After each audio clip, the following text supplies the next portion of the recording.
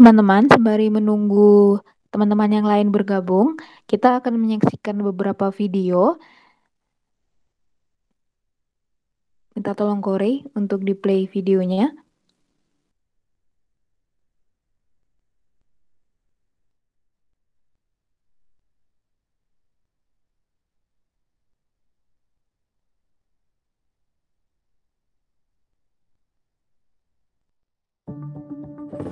This is a cup of coffee. It's made from the freshest, highest quality beans and was masterfully prepared by an artisan barista. This is also a cup of coffee. It was made in a gas station, brewed in a crusty old pot, and has the consistency and aroma of motor oil. Now imagine that a single drop of poison is deposited into each cup. Which of these would you want to drink? The answer is obviously none. The quality of the coffee is irrelevant because each cup has been completely contaminated by that one drop. This is the story in Romans 1. It paints a sobering picture of the human condition. The best cup of coffee represents figures like Mother Teresa or Gandhi, the people we see as the most moral and selfless. The gas station coffee represents the other end of the spectrum, people like Hitler or Stalin, who we consider the worst of the worst. And we tend to see ourselves as somewhere in between. But the truth is that no matter who you are, where you're from, or how great your accomplishments are, we've all been born with a deadly contaminant called sin. It doesn't discriminate based on race, gender, sexuality, or economic status. And no matter how hard we try to be good, no matter how spectacular our coffee is, there's nothing we can do to eliminate the toxin. The playing field is leveled. All sin is lethal, and no one escapes its deadly effect. But it doesn't end there. We're offered an antidote. This is the greatest news of all time. This is the gospel.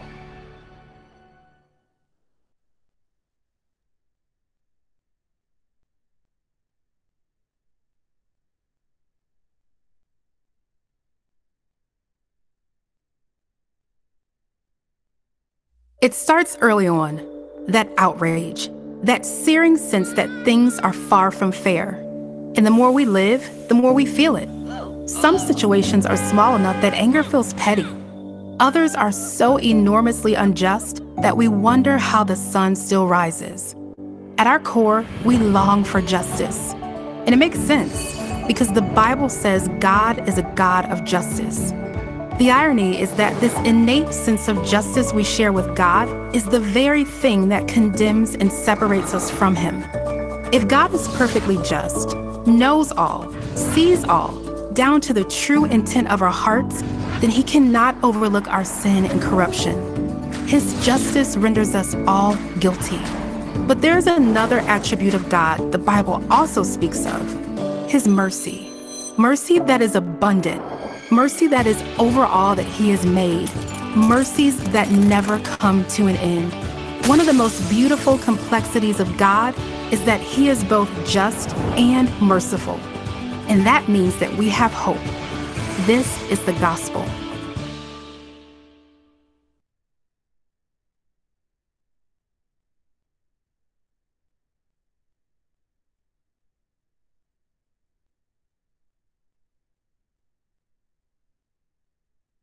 If you think about the stories that have captivated you the most, they all have something in common. A moment of darkness where the hero goes down. The group is trapped with no escape. Or the guy can't hold on to the girl. In those moments, we long for a glimmer of hope to hold on to, a light in the darkness, the possibility of rescue. We're drawn to these stories because they reflect our own, going all the way back to the story of Adam and Eve. They chose to listen to Satan instead of God. They questioned God and ultimately disobeyed Him. And the instant they did, everything changed. Sin and death entered the world like a giant boulder, trapping them and separating them from God. They needed to be rescued, and so do we. Within the darkness of our sin and separation from God, there is a glimmer of hope, the promise of a rescue plan. For Adam and Eve, God promised to send a rescuer who would remove the boulder. He would defeat evil and restore relationship with them. These kinds of stories are compelling because they reflect all of our stories. It's why we long for a glimmer of hope and look for a savior. We feel this weight of separation, keeping us from the light. The rescue plan was the light that made its way in and gave us something to hope for.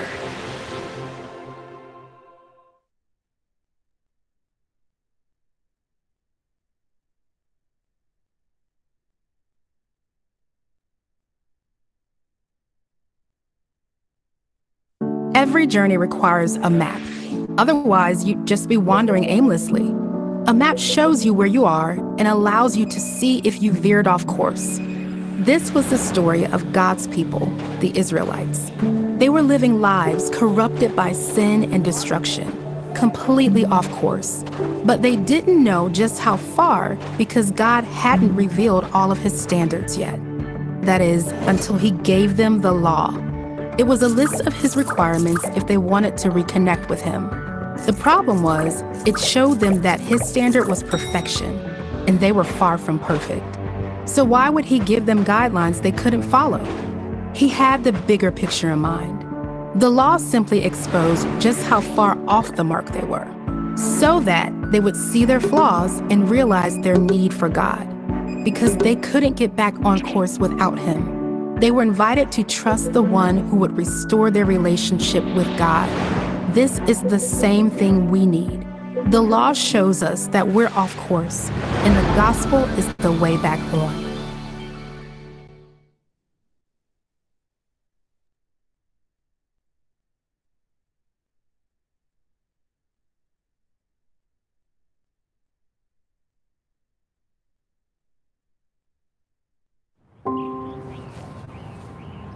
I've been loved by God. This love was quiet and sure, but I wanted to be captivated, validated, infatuated. See, my heart was a compass that only pointed south. I believed that I had earned, that I deserved every ounce of what pleases the eye, tastes good to the mouth. Like a moth to the flame, it called out my name, but it was just more of the same. Its luster soon faded, empty and aching. In the darkness I waited. Would he take me back? I waited, but he never came. Where was this so-called rock, this alleged pursuer, and why did I allow myself to believe he could ever be my rescuer? Scared and panicked, terrified and frantic, afraid and alarmed and alone. Where's the God I prayed to? God, I disobeyed you. God, I wish I'd stayed true. But I'm abandoned. I am undone. What have I done? But then I heard it, his voice quiet and sure. Son, my son, the truth is I would not trade you. Son, I made you. Son, I am not dismayed. You are not abandoned. It is done.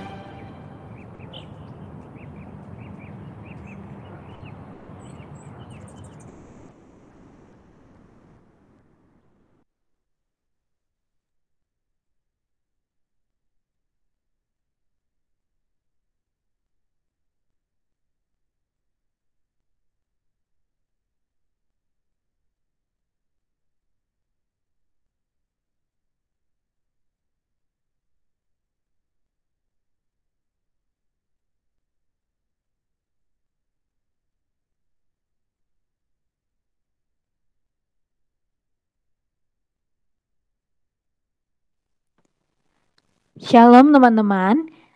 Selamat datang di PMKJ online kita pada sore hari ini, PPM Doktrin Manusia dan Dosa bagian yang kedua. Mau mengingatkan kembali sebelum ibadah kita dimulai, masih ada waktu 5 menit. Bagi teman-teman yang baru bergabung, silahkan minta tolong untuk di-mute mic-nya dan matikan video. Dan jangan menekan tombol present screen atau present now atau present, supaya tidak overlap dengan pembicara maupun pelayan nanti ketika ibadah.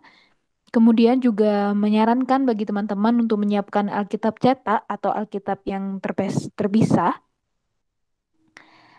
supaya teman-teman nanti lebih fokus dan lebih menikmati ketika khotbah.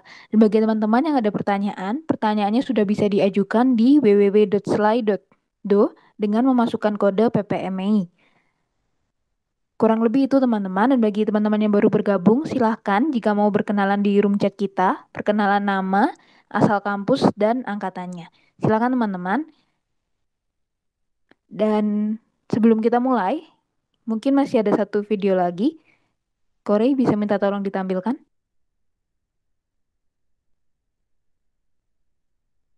Superhero stories captivate us. They're stories of good and evil, where the hero steps in at just the right moment to selflessly save those who can't save themselves. This is why the story of God's people is so captivating. Throughout generations, they were oppressed and enslaved.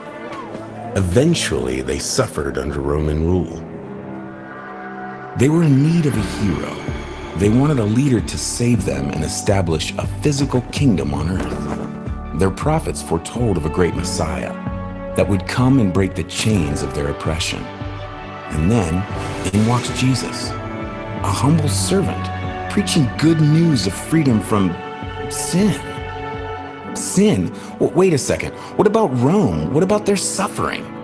What they didn't understand, and what we often fail to understand, is that more than being saved from others, we need saving from ourselves, from the sin and brokenness that runs rampant in us, like a disease that threatens our very lives and the lives of those around us. It's the stuff we're not capable of repairing, no matter how hard we try. We can't save ourselves. We need a rescuer, a hero, to save us from the inside out. He wasn't the kind of hero they were looking for, but he was the hero they needed.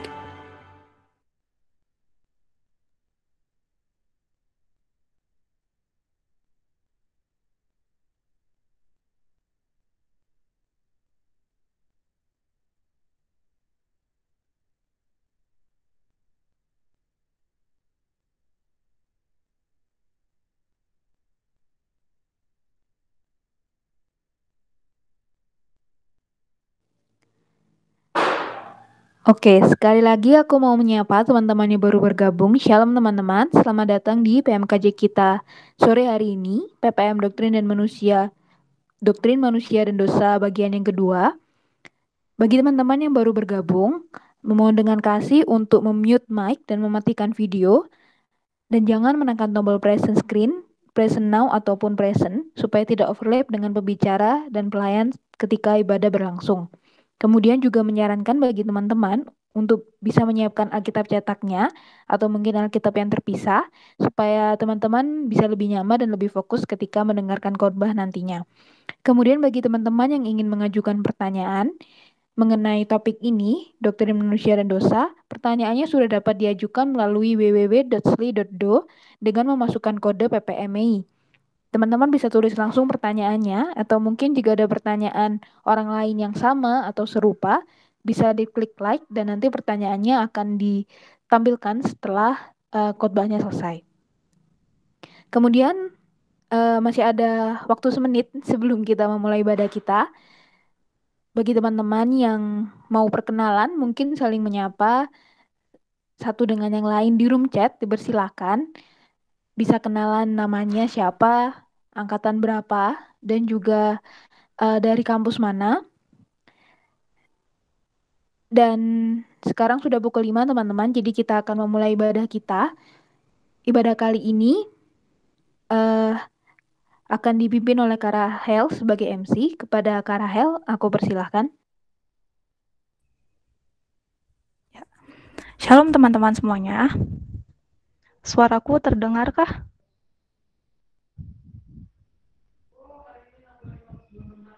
Shalom. Ya, terima kasih.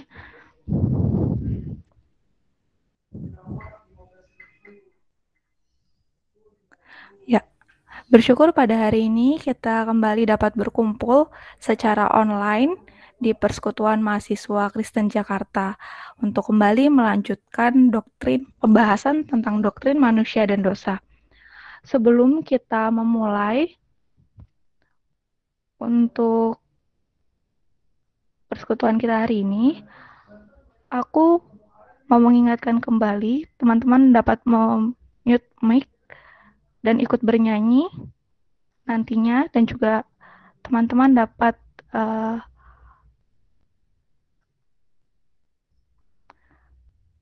menikmati Tuhan dan bersekutu bersama.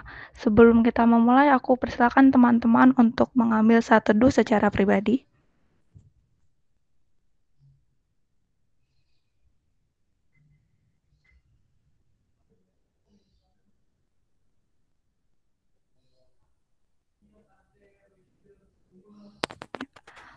Mari kita bersatu di dalam doa. Kepada Bapa yang baik, Bapa yang boleh kami kenal di dalam nama Tuhan Yesus Kristus, terima kasih ya Tuhan untuk penyertaan-Mu sepanjang hidup kami.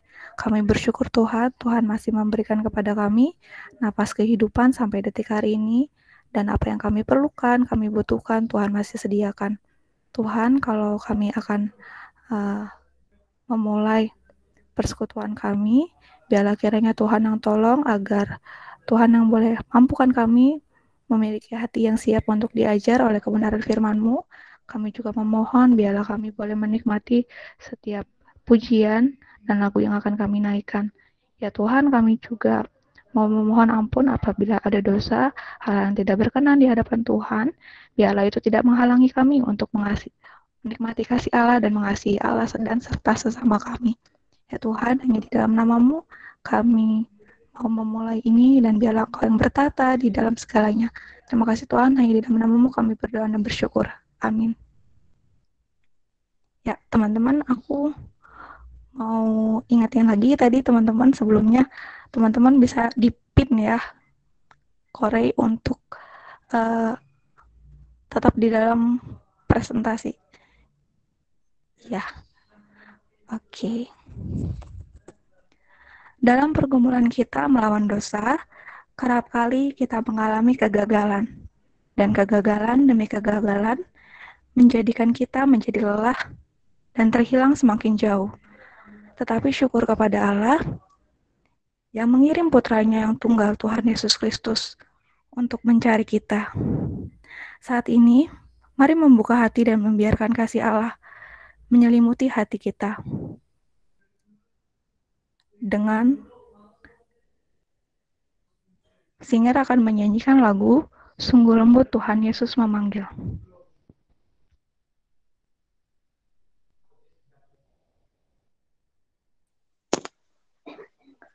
Sungguh lembut Tuhan Yesus memanggil aku dan kau. Lihatlah, Dia prihatin menunggu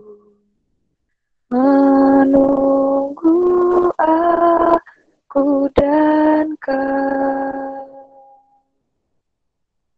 Hai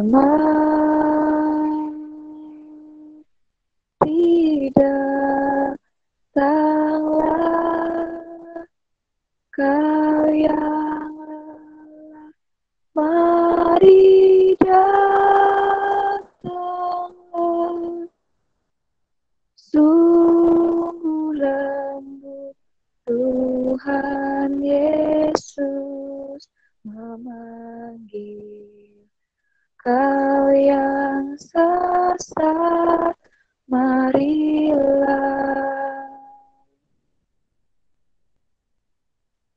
Janganlah ragu, Tuhanmu mengajak aku dan kau. Jangan enggan menerima kasih-Nya terhadap aku dan kau. Hai tidak datanglah kau yang lelah, mari datanglah. Sungguh lembut Tuhan Yesus memanggil. Kau yang sesat, marilah.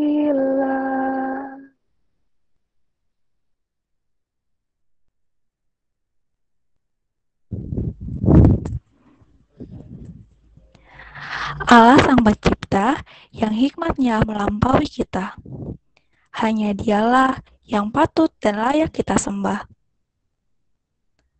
Sebelum kita mendengarkan pemaparan dan juga firman Tuhan dari Bang Alex, mari kita nyatakan kekaguman kita dan menaikkan penyembahan kita kepada Allah yang besar. Singer akan menyanyikan lagu ini, Ku Kagum Akan Engkau.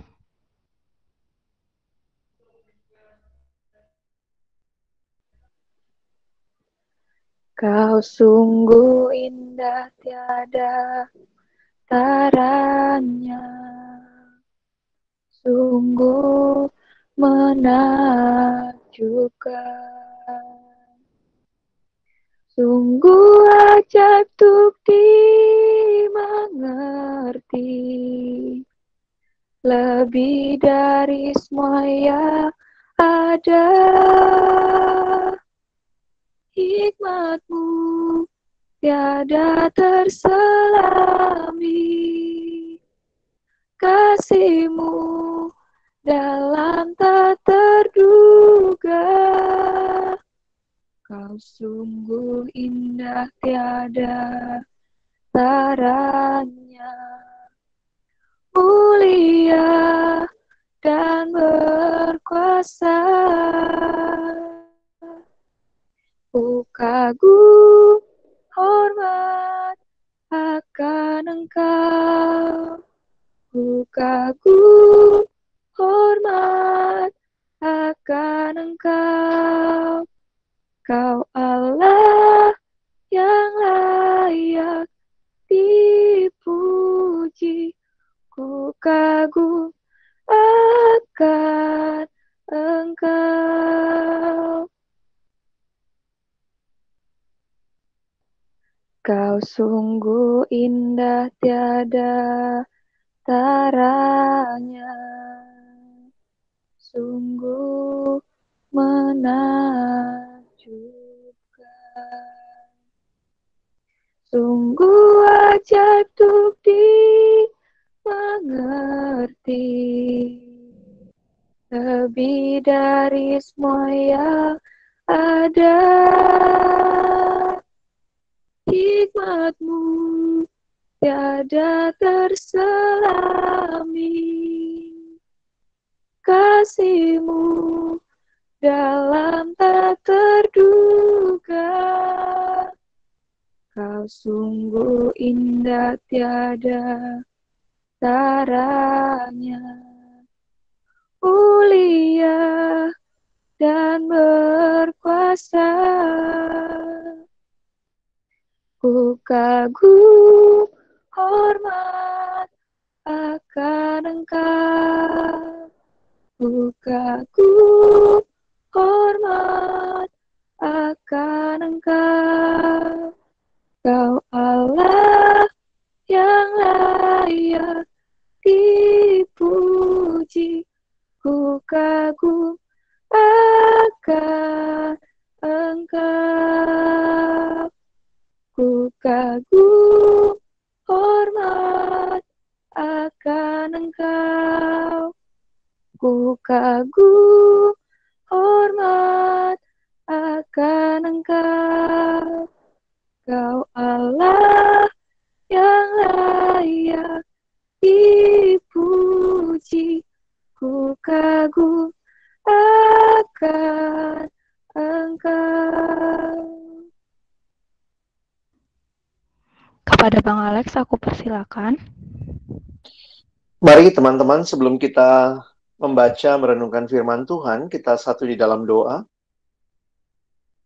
Bapa di dalam surga, kami bersyukur kesempatan seperti ini Tuhan berikan bagi kami. Bersama-sama kami boleh bersekutu memuji, memuliakan nama-Mu. Dan tiba waktunya untuk kami membuka firman-Mu, belajar kebenaran-Mu setiap pemaparan, wawasan yang diberikan. biarlah menolong kami makin memahami apa yang menjadi tema sore hari ini, yaitu doktrin manusia dan dosa bagian yang kedua. Menyerahkan waktu ke depan, Tuhan yang memimpin, baik hamba-Mu yang menyampaikan, setiap kami yang mendengar, juga diskusi, interaksi di antara kami, Tuhan yang kiranya memberkati. Waktu ke depan kami persembahkan dalam tangan-Mu, dalam nama Tuhan Yesus kami menyerahkan pemberitaan firman-Mu. Amin. Shalom teman-teman sekalian. Kesempatan ini yang saya syukuri kembali, boleh belajar bersama dengan teman-teman. Dan seperti yang diberitahu tadi, teman-teman bisa nanti memberikan pertanyaan ya, yang ada di grup chat. Kalian bisa masuk ke slide _do gitu ya, untuk dengan kode PPM Mei. Saya akan coba jawab pertanyaan-pertanyaan yang masuk, tentunya dengan tetap mengharapkan teman-teman juga bisa mungkin terus menyimak dan ya kita bertumbuh terus ya. Karena itu saya harap nanti kita tidak berhenti belajar hanya saat ini. Nah, saya melanjutkan bagi teman-teman yang tidak hadir minggu lalu atau mungkin kelewatan, kalian bisa mengecek rekaman yang sudah disampaikan linknya oleh pengurus. Itu rekaman sesi yang pertama. Nah, hari ini saya ingatkan kembali, saya memakai pendekatan creation, fall, redemption, dan new creation untuk kita melihat bagaimana manusia dan dosa. Ya, jadi kita udah belajar minggu yang lalu tentang manusia diciptakan oleh Allah. Manusia adalah gambar rupa Allah, maka konsekuensinya adalah manusia hadir di dalam dunia mewakili Allah. Dan manusia memiliki keberhargaan karena Allah yang menciptakannya. Lalu kemudian kita juga sudah melihat bagaimana dosa adalah pemberontakan manusia kepada Allah. Manusia mau jadi Allah, sehingga kita melihat di dalam kejatuhan ini, maka gambar Allah yang diciptakan oleh Allah dalam penciptaan yang begitu indah dalam diri manusia, dikatakan gambar Allahnya rusak. Tetapi bukan berarti rusak total, karena ada bagian-bagian yang tetap manusia miliki, masih menggambarkan atau mencerminkan Allah yang sebenarnya menyatakan diri, tetapi di dalam teologi disebut sebagai kerusakan total. Jadi ini mencakup kerusakan, manusia punya tubuh, roh, dan manusia punya pemikiran, punya emosi, rasio. Nah, itu semua sudah jatuh ke dalam dosa. Nah, hari ini saya ingin kita belajar tentang redemption. Jadi, seperti yang kalian sudah ikuti minggu yang lalu, manusia dicipta, itu creation, manusia jatuh dalam dosa. Nah, sekarang kita melihat manusia yang sudah ditebus di dalam Kristus. Dan kita juga akan melihat bagian terakhir, yaitu tentang new creation. Manusia yang akan disempurnakan di dalam cerita Allah yang besar ini. Nah, untuk itu saya ingin mengajak kita belajar tentang manusia yang ditebus dalam Kristus ini. Kita sama-sama akan membaca Roma pasal yang ke-6. Roma pasal yang ke-6, ayat 1 sampai ayat yang ke-14. Bagian ini akan mendasari pembahasan saya. Saya tidak akan mengekspos ayat demi ayat, tetapi nanti teman-teman bisa lihat beberapa diagram yang abang buat ya. Saya minta kesediaan adik saya, Bang Rey ya, boleh membaca buat kita Roma pasal 6, ayat 1 sampai ayat yang ke-14. Oke. Mati dan bangkit dengan Kristus. Jika demikian, apakah yang hendak kita katakan? Bolehkah kita bertekun dalam dosa supaya semakin bertambah kasih karunia itu? Sekali-kali tidak. Bukankah kita telah mati bagi dosa? Bagaimanakah kita masih dapat hidup di dalamnya? Atau tidak tahukah kamu bahwa kita semua yang telah dibaptis dalam Kristus telah dibaptis dalam kematiannya? Dengan demikian kita telah dikuburkan bersama-sama dengan Dia oleh baptisan dalam kematian, supaya sama seperti Kristus telah dibangkitkan dari antara orang mati oleh kemuliaan Bapa, demikian juga kita akan hidup dalam hidup yang baru.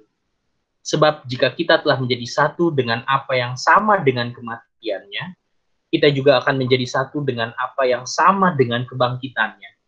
Karena kita tahu bahwa manusia lama kita telah turut disalibkan supaya tubuh dosa kita hilang kuasanya, agar jangan kita menghambakan diri lagi kepada dosa.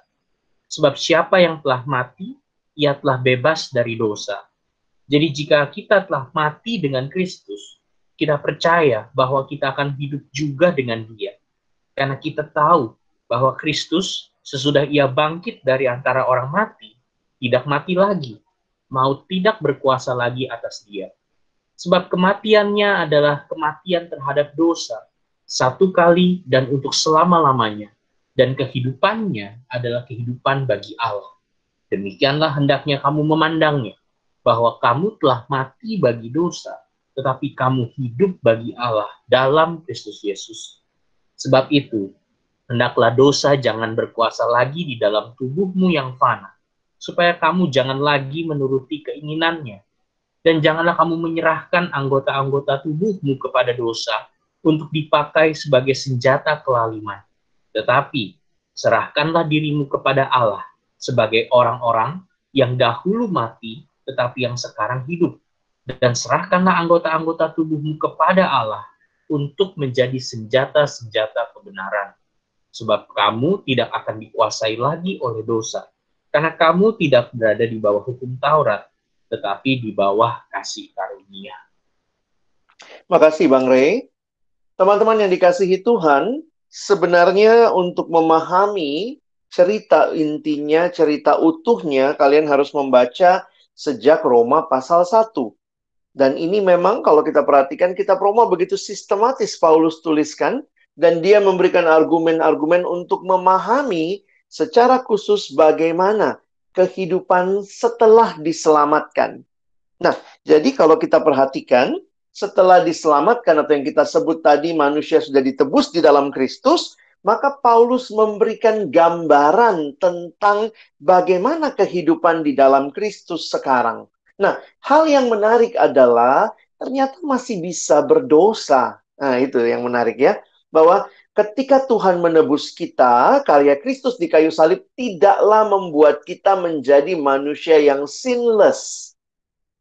Tiba-tiba tidak bisa lagi berbuat dosa. Karena itu kalau kalian membaca Roma pasal 6, sejak Roma pasal 5 sebenarnya, Roma 5, Roma 6, Roma 7, Paulus mencoba mendeskripsikan kepada jemaat bagaimana orang yang sudah percaya, sudah terima Yesus, sudah di dalam Kristus, tetapi masih mengalami pergumulan di dalam dosa sebagai satu realita yang dialami dan dihadapi. Jadi, teman-teman, saya pikir kita jangan punya pikiran bahwa setelah dalam Kristus, maka kita tidak mungkin lagi jatuh dalam dosa. Kita masih mungkin jatuh ke dalam dosa. Lalu perbedaannya apa? Nah, ini kan jadi pertanyaan ya, dan sebenarnya banyak dari kalian yang sudah menanyakan itu sejak minggu lalu, cuma saya mengajak kita mencoba memahami, ya, memahami sebuah penjelasan yang Paulus sampaikan. Nah, saya mau mengulangi sedikit tentang dosa. Nah, untuk memahami ini, teman-teman mesti melihat dosa di dalam 3 dimensi ini, bahwa dosa terkait dengan status, bahwa semua manusia berdosa tanpa kecuali. Karena apa? Karena statusnya sudah berdosa di dalam Adam. Lalu kemudian dosa yang mengakar pada status itu kemudian muncul menjadi aktus atau action atau tindakan. Karena itu menarik untuk diperhatikan istilah yang sering kali dikatakan mengerti tentang dosa.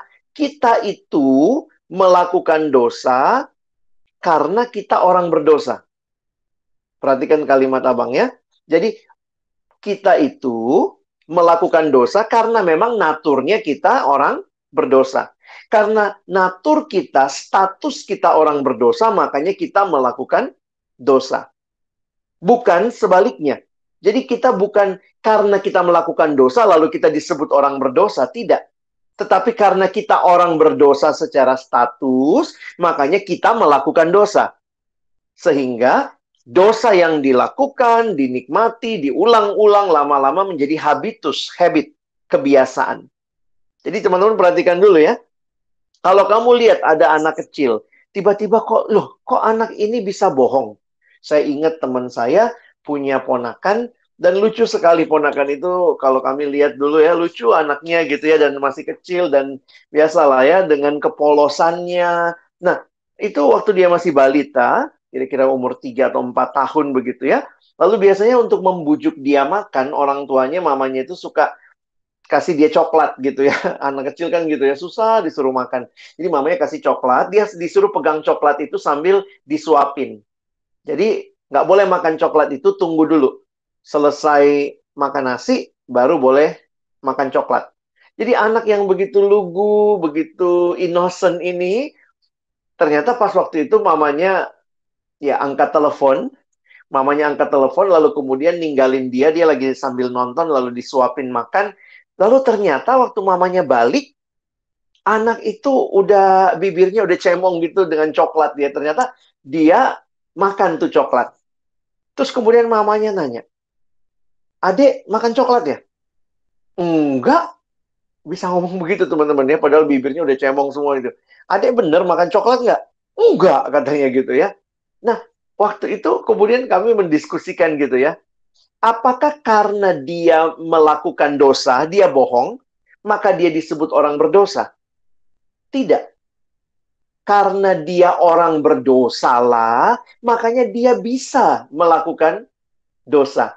Nah, itu cara pandang yang harus kalian pahami, yang Alkitab sampaikan, bahwa ternyata status dosa itu karena kita ada di dalam Adam. Itu yang disebut sebenarnya atau digambarkan di Roma pasal yang kelima. Yang Abang jelaskan minggu yang lalu, bahwa ketika kita berada di dalam keturunan Adam, ketika Adam berdosa, maka semua kita yang diwakili oleh Adam seperti supir bus yang lagi mengemudikan bus, lalu dia mengemudikan bus itu ke dalam jurang, maka waktu masuk ke dalam jurang bukan cuma Adam yang masuk ke dalam jurang, tapi satu bus itu, seluruh kemanusiaan. Manusia ini jatuh ke dalam dosa. Nah, itulah gambaran yang diberikan kepada kita melalui Roma pasal yang kelima. Karena satu orang, maka semua yang diwakili oleh Adam itu dianggap atau sudah jatuh ke dalam dosa secara status. Jadi kalau kita perhatikan, kita itu memang statusnya berdosa karena di dalam Adam kita sudah jatuh ke dalam dosa. Dan karena kita statusnya berdosa, makanya kita bisa melakukan tindakan dosa. Jadi tindakan dosa yang kita lakukan hanyalah membuktikan bahwa kita ini manusia berdosa. Jadi selalu dimulai sama statusnya, baru kemudian aktusnya, baru kemudian habitusnya. Nah, karena itu, teman-teman, pertanyaannya sekarang begini. Waktu Tuhan Yesus mati bagi kita, nah lihat dulu pembagiannya ya. Jadi kan di dalam dosa itu berarti di luar Yesus. Berarti kita jadi hambanya dosa, dan itu dikontraskan dengan di dalam Yesus kita adalah hamba kebenaran. Nah, ini yang tadi Abang bilang sudah dijelaskan di dalam Roma pasal yang kelima, bahwa status kita, identitas kita yang lama, kita di dalam Adam, di dalam dosa, itu mati. Dan selanjutnya kita memahami di dalam status yang baru, di dalam Yesus, di dalam kebenaran, kita hidup. Nah, tapi pertanyaannya, kalau demikian, waktu Yesus mati, sekali lagi ya, waktu Yesus mati dan bangkit, lalu kemudian Paulus mengatakan di dalam Roma 6 ini bahwa kita menjadi satu dengan apa yang sama dengan kematiannya dan menjadi satu dengan apa yang sama dengan kehidupannya. Pertanyaannya begini, kok masih bisa berdosa? Ada apa gitu ya? Nah, karena kalau kita perhatikan ya, saya lanjutkan dulu slide-nya. Nah, ini kesimpulannya tadi ya, di luar Yesus ketika berdosa, hamba dosa itu hidup yang lama. Jadi, realitanya kalau dulu dalam dosa ya terus jatuh di perhamba dosa karena memang kita adalah manusia berdosa. Tetapi di dalam Kristus, di dalam Yesus, ketika kita berdosa, sesudah kita jadi hamba kebenaran, kita mampu berjuang untuk bangkit dan hidup bagi Allah. Itu bedanya. Kalau yang satu terus jatuh dan diperhamba, tapi yang satu ketika kita diberikan hati yang baru oleh Tuhan, kita dilahir barukan, maka kita diberikan kerinduan untuk hidup memuliakan Allah, hidup menyenangkan Tuhan, maka kita mampu untuk bangkit dan hidup bagi Allah. Itu yang Paulus katakan di ayat 11 tadi. Perhatikan, demikianlah hendaknya kamu memandangnya bahwa kamu telah mati bagi dosa, tetapi kamu hidup bagi Allah dalam Kristus Yesus. Nah, muncul pertanyaan, kalau begitu sebenarnya yang Yesus selesaikan ketika dia mati di kayu salib, yang mana dari tiga hal ini? Statusnya kah? Aktusnya kah? Atau habitusnya? Karena realitanya masih bisa aktus berdosa, melakukan dosa, masih bisa. Dan apa yang dilakukan, ya sudah mendarah daging, kadang-kadang jadi kebiasaan, habitus. Tapi karena itulah kita melihat di dalam teologi Kristen, bahwa yang Yesus selesaikan ketika dia mati di kayu salib adalah seluruh dosa kita dalam hal status. Berarti, secara status kita bukan lagi hamba dosa, bukan lagi akan menemui kebinasaan, tetapi setiap orang yang percaya kepadanya diberinya hidup yang kekal. Yesus menyelesaikan masalah dosa, status dosa, maka kita yang percaya dapat hidup yang kekal. Dan waktu kita dapat hidup yang kekal, berarti kita ada di dalam Kristus. Kita akan menikmati hidup yang kekal. Statusnya sudah berubah. Bagaimana dengan aktusnya? Statusnya sih sudah bukan lagi hamba dosa. Tetapi aktusnya karena mungkin, karena kita, jadi bayangkan begini, kita memang sudah biasa hidup dalam dosa karena kita adalah orang berdosa. Lalu kemudian misalnya kita terbiasa pornografi, maka waktu kita bertobat, statusnya Tuhan baharui, masih mungkin pornografi nggak? Masih. Kenapa?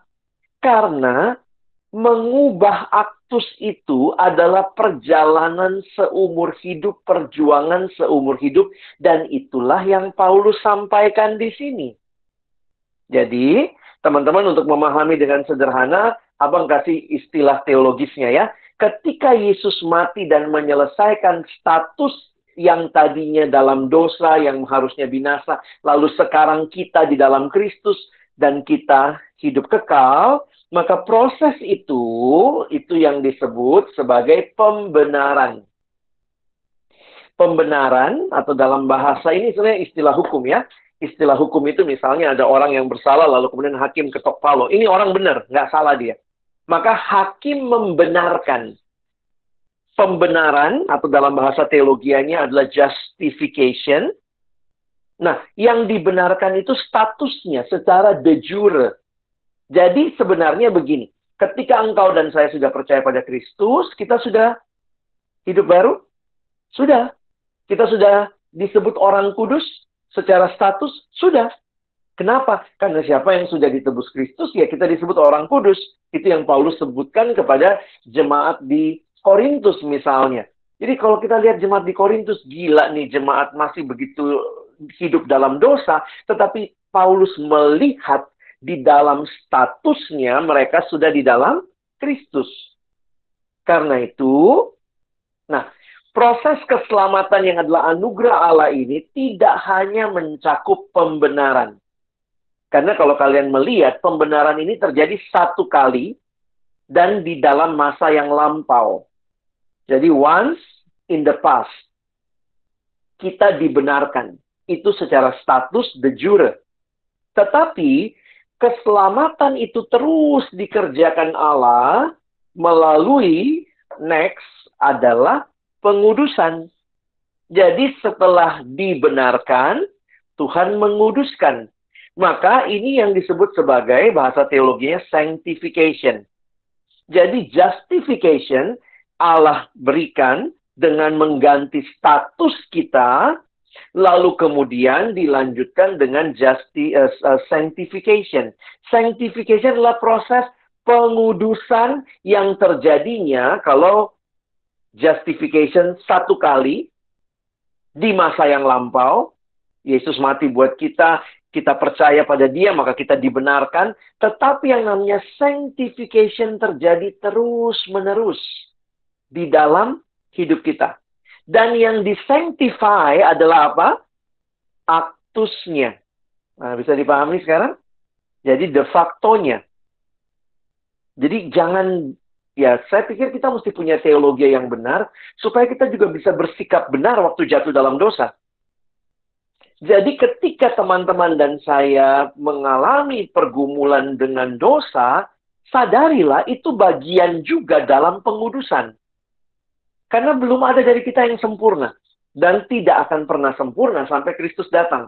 Jadi sebenarnya hidup beriman kita di dalam Kristus adalah hidup melawan dosa. Perjuangan melawan dosa dan terus-menerus. Dan Paulus menggunakan istilah, misalnya di Kolose dia katakan, matikanlah dosa itu.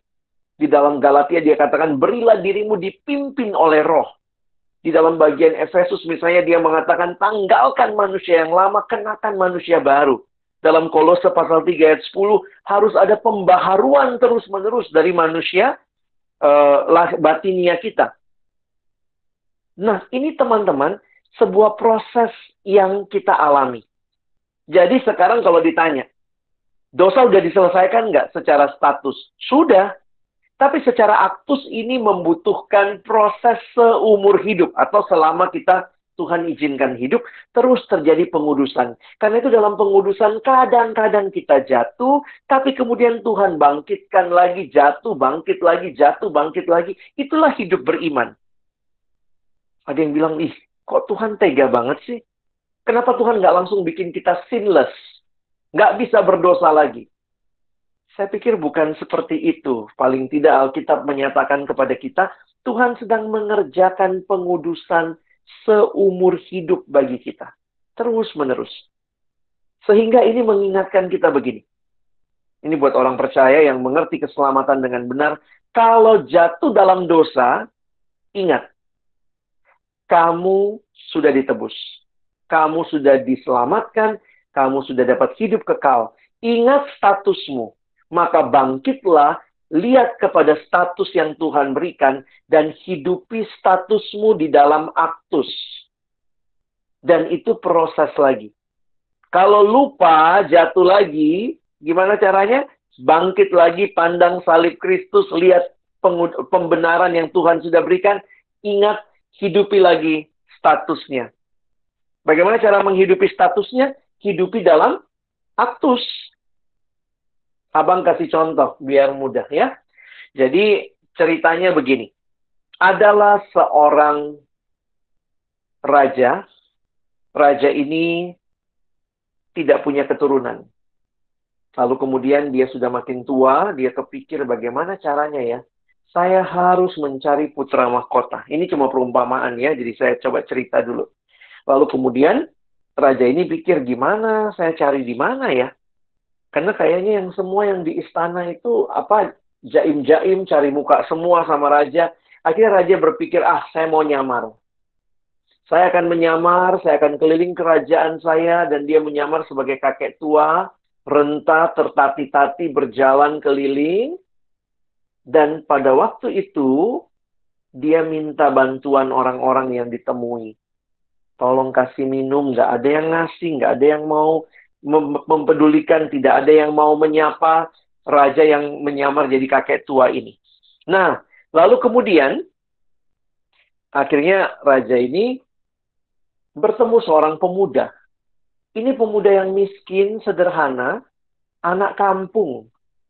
Tapi kemudian pemuda ini ternyata yang menolong sang raja. Pemuda ini memberikan minum kepada kakek tua yang dia lihat, bahkan dia membuka rumahnya.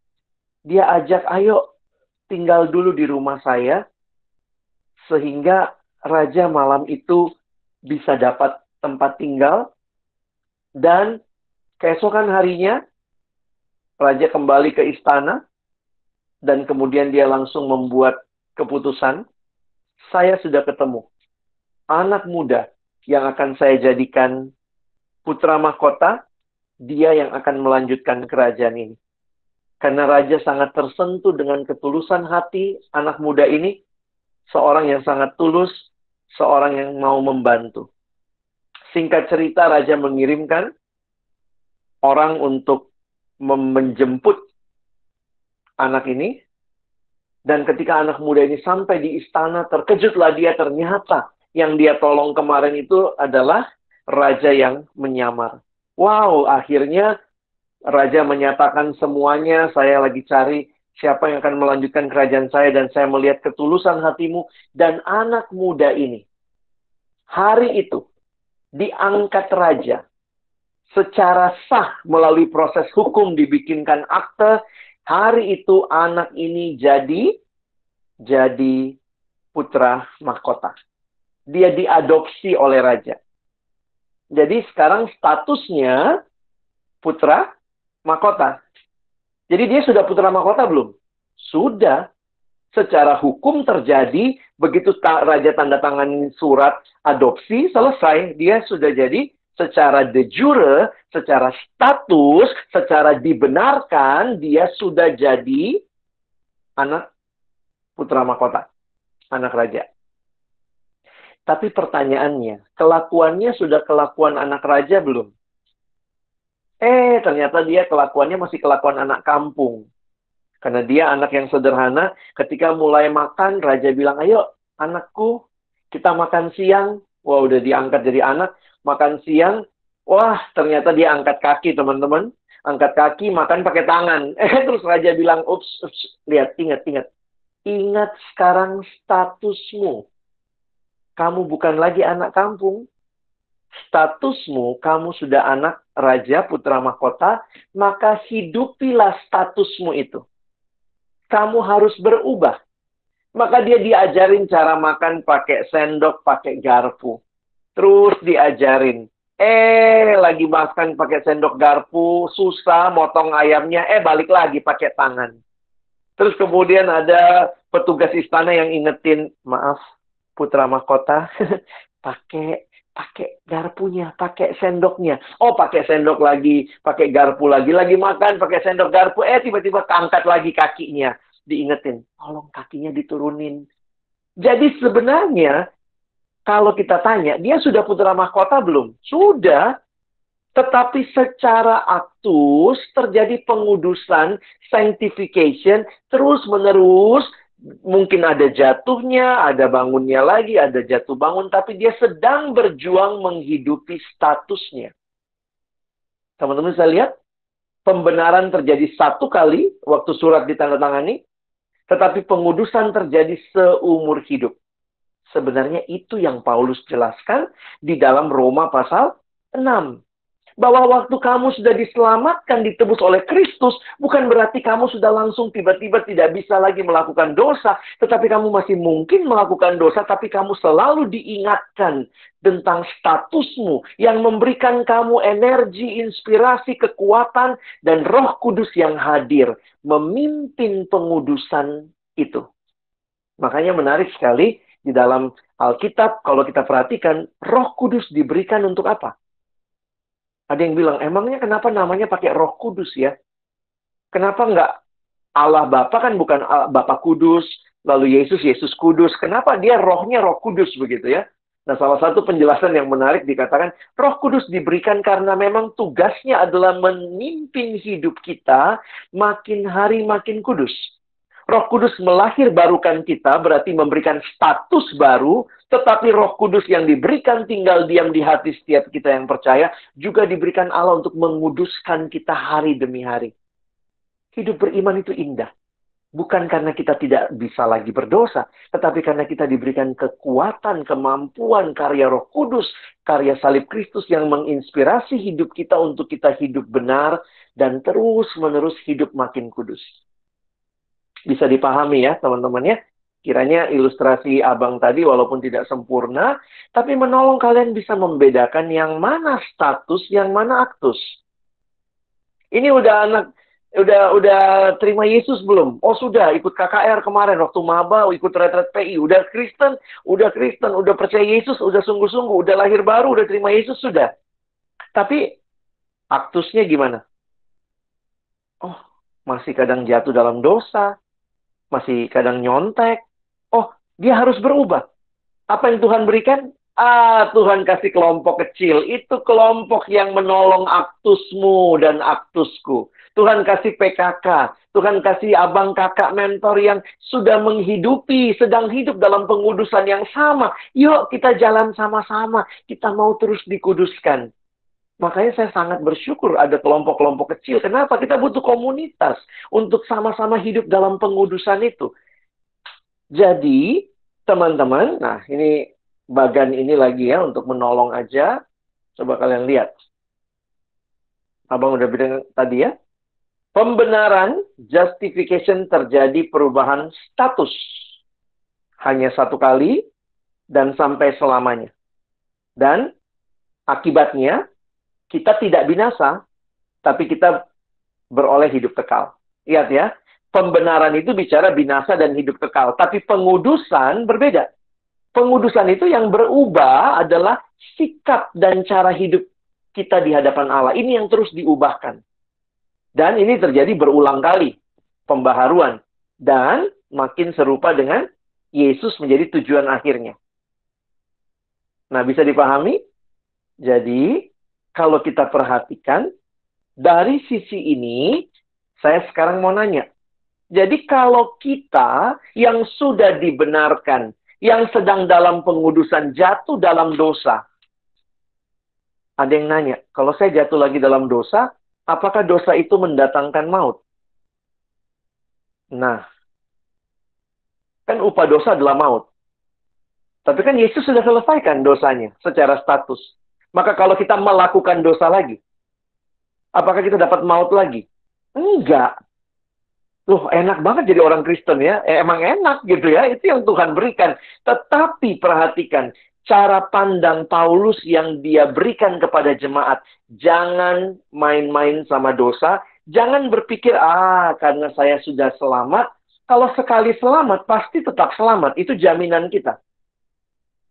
Makanya buat kita yang sudah selamat, kalaupun kita berdosa, kita tidak akan alami maut. Saya kasih dulu gambaran ini ya. Kalau kita berdosa, kita tidak lagi mengalami maut. Karena kan kita masih mungkin berdosa. Tetapi kita tidak akan mengalami maut karena Yesus sudah mati gantikan kita. Coba lihat sebentar Roma 8 ayat 1. Makanya Paulus langsung bilang, kan di pasal 7 itu dia bergumul banyak sama dosa kan. Tapi kemudian dia bilang begini, di pasal 8 ayat 1 ya. Mungkin kita mesti baca dari ayat 24. Pasal 7 ayat 24 ya. Saya bacakan, abang bacakan, lihat Roma pasal 7 ayat 24. Aku, kata Paulus, manusia celaka. Siapakah yang akan melepaskan aku dari tubuh maut ini? Terus tiba-tiba dia ngomong, syukur kepada Allah oleh Yesus Kristus Tuhan kita. Jadi dengan akal budiku aku melayani Allah, tapi dengan tubuh insaniku aku melayani hukum dosa. Maksudnya dia mau bilang, tapi saya pun masih mungkin jatuh dalam dosa. Tapi kalau saya jatuh dalam dosa, apakah saya alami maut? Pasal 8 ayat 1. Demikianlah sekarang tidak ada penghukuman bagi mereka yang ada di dalam Kristus Yesus. Wow, luar biasa. Kalau engkau dan saya jatuh dalam dosa, kita tidak kehilangan keselamatan. Karena kan keselamatannya, pembenarannya sudah terjadi satu kali. Terus enak dong, bisa bikin dosa terus. Nah, kalau kamu punya pemikiran asik dong, bisa bikin dosa terus, kamu berarti nggak ngerti keselamatan. Karena perhatikan, itulah yang Paulus jawab di Roma 6 ayat 1. Karena ada orang-orang yang berpikiran iseng kayak kita gitu ya. Asik, sudah selamat nih, status sudah berubah. Aktus masih berdosa, ya sudah, lakukan aktus aja. Kan statusnya udah secure, sudah pasti selamat. Paulus bilang di pasal 6 ayat 1. Jika demikian, apakah yang hendak kita katakan? Bolehkah kita bertekun dalam dosa supaya semakin bertambah kasih karunia itu? Nah ini orang-orang iseng nih, mikirnya gitu.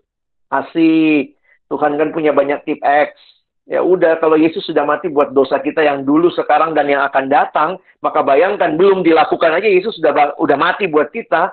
Asik dong, boleh hidup dalam dosa. Ini kalimat Paulus ayat 2. Sekali-kali tidak. Bukankah kamu telah mati bagi dosa? Bagaimanakah kamu masih dapat hidup di dalamnya? Paulus lagi bicara apa? Kalau kamu ingat statusmu, kamu tidak akan main-main sama dosa. Kalaupun kamu jatuh, bangkit lagi. Kenapa? Saya bukan pendosa lagi. Saya sudah anak Allah. Saya sudah orang yang dibenarkan. Harusnya saya berjuang untuk hidup benar.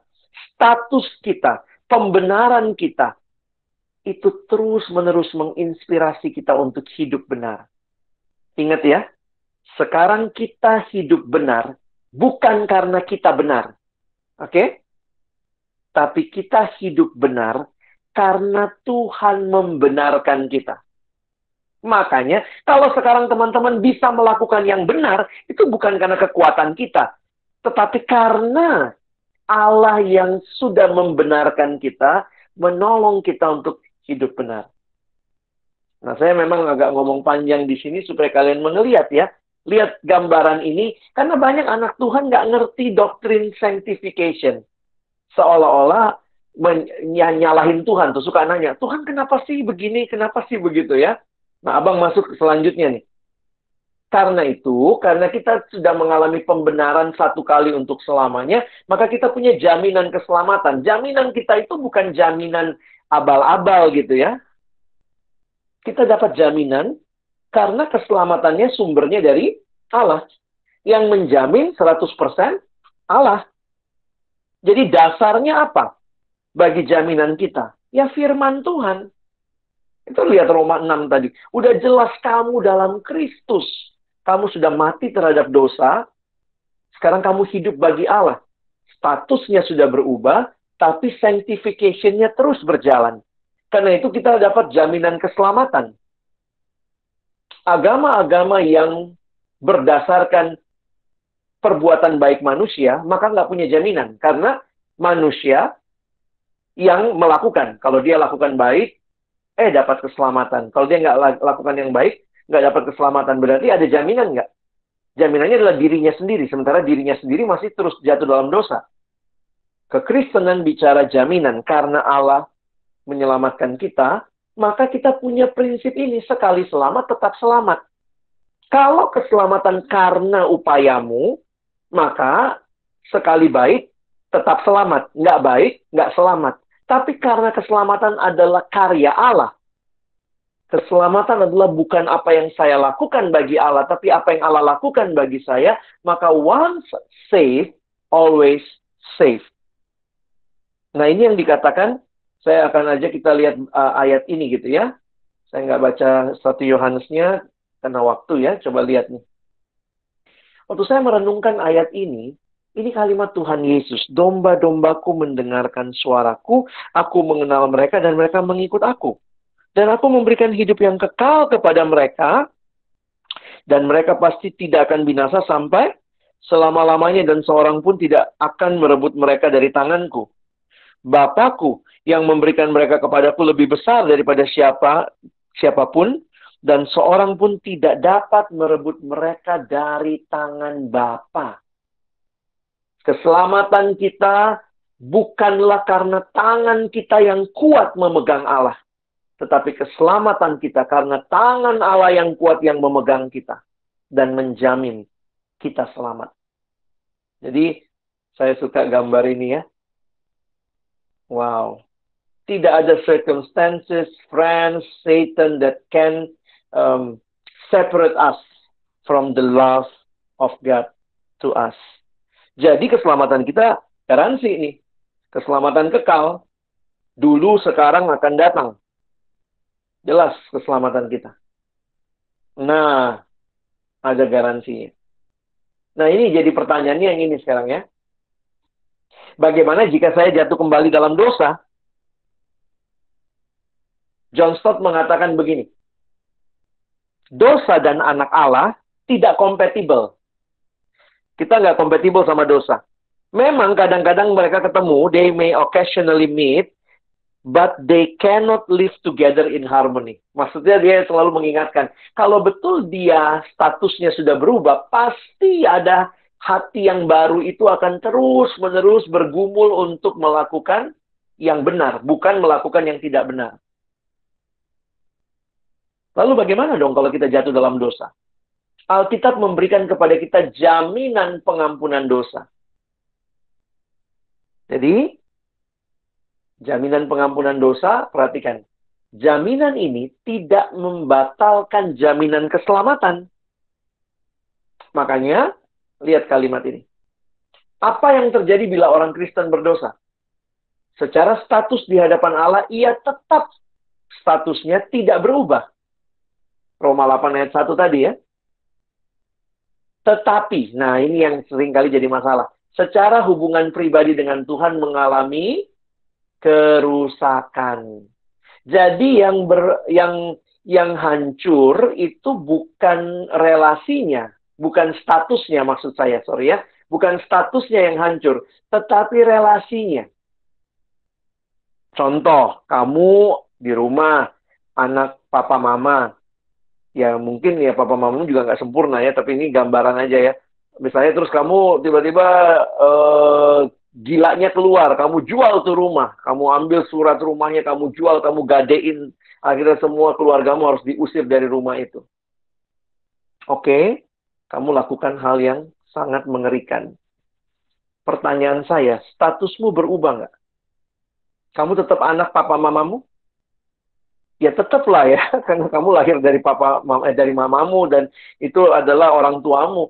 Tetapi statusnya tidak berubah, tetapi relasimu mungkin kamu lari dari rumah karena malu.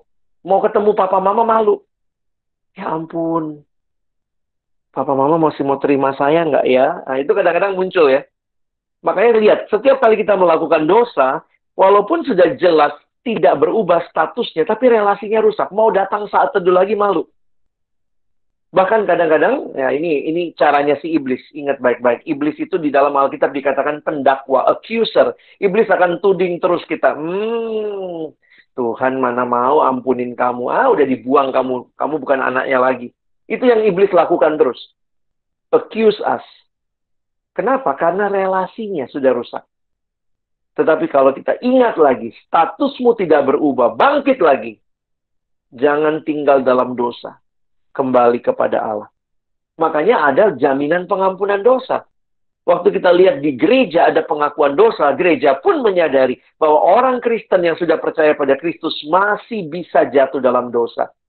Liturgi gereja kita menegaskan bahwa dosa menjadi bagian yang ada dalam perjalanan hidup orang percaya. Tetapi ada jaminan pengampunan dosa. Yang rusak bukanlah, yang hilang bukanlah statusnya.